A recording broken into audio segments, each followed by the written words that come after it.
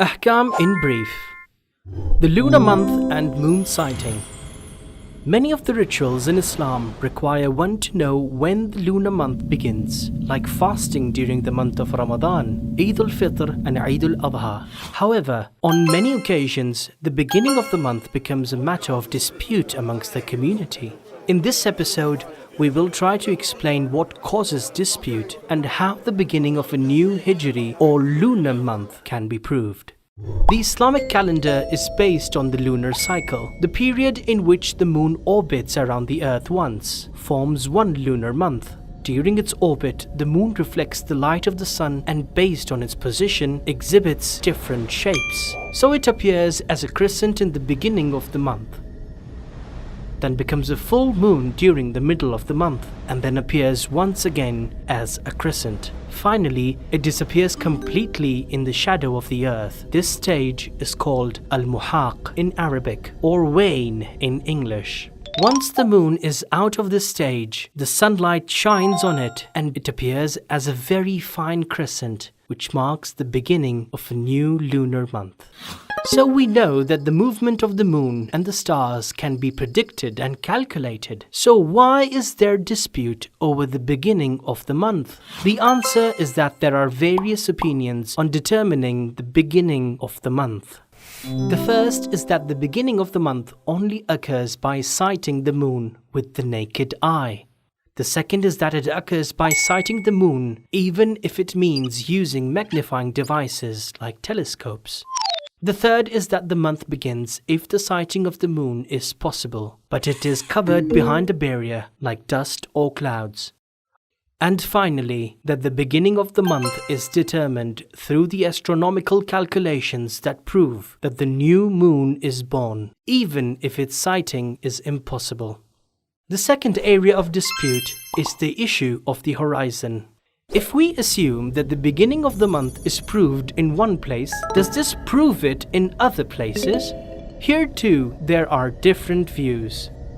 The first view is that having proved it in one place only proves it in other places if the two places share the same horizon, or if the horizons are very close to each other. The second view is slightly broader and states that by proving the month in one place, it is proved in every other place that shares with it a portion of the night. And the third view is even broader and states that proving the month in one area proves it in the countries of the old world, which is Asia, Africa, and Europe. Well, you've now learned that jurists have different opinions on the issue of moon sighting. And since people are following various jurists, it's very natural to have different results. But is it compulsory to follow a jurist in determining the beginning of the month? The issue has two components.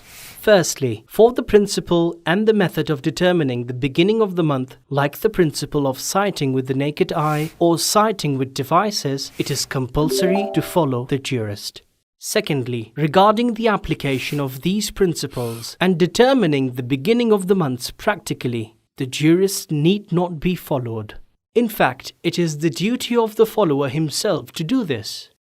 So it is possible that the follower sees the moon and the beginning of the month is proved for him legally, even though his believing brothers or the jurist himself have no proof for it.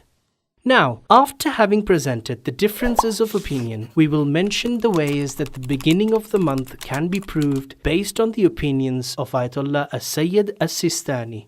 First, that the beginning of the month is proved by sighting the moon with the naked eye. You are allowed to use magnifying devices to determine the position of the crescent, but you have to see it with the naked eye. Keep in mind that sighting the moon only using magnifying devices will not prove the beginning of the month. Secondly, is to become assured about the possibility of seeing the moon with the naked eye, meaning that it is confirmed with convincing and undeniable evidence that the moon exists and that seeing it with the naked eye is possible. However, it has been covered with clouds or dust, for example. Keep in mind that this evidence must be convincing to the astronomers, scientists, and the experts. Thirdly, is by proving the new moon in other regions. This method requires some geographical and astronomical conditions between the two regions, and they should be united or very close in their horizons. Understand that this requires special technical knowledge, and therefore one should refer to experts and specialists. As an example, it's mentioned that if the new moon is proved in Najaf, this normally means it's proved for Bahrain, but having it proved in Bahrain does not necessarily mean it is proved in Najaf. The fourth way of proving the month is through widespread news of proving that the month has begun, which gives one certainty. So for example, if a large number of people say that the month has been proved and the follower is sure of what they say and the proving method goes in accordance with his jurist, then the month is proved for him too. The fifth way is by legitimate affirmation. This means that one takes the testimony of two just men that the month is proved according to the principles of one's jurist. And lastly, if the beginning of the month has not been proved with any of the previous ways, then by the passing of 30 days, the current month ends and the new month begins. In this episode, we tried to explain the most important issues of sighting the moon and what causes the dispute over it. We should remember that various views on the first of the month still exist and will continue to do so. What remains for us is to understand other opinions and to respect them.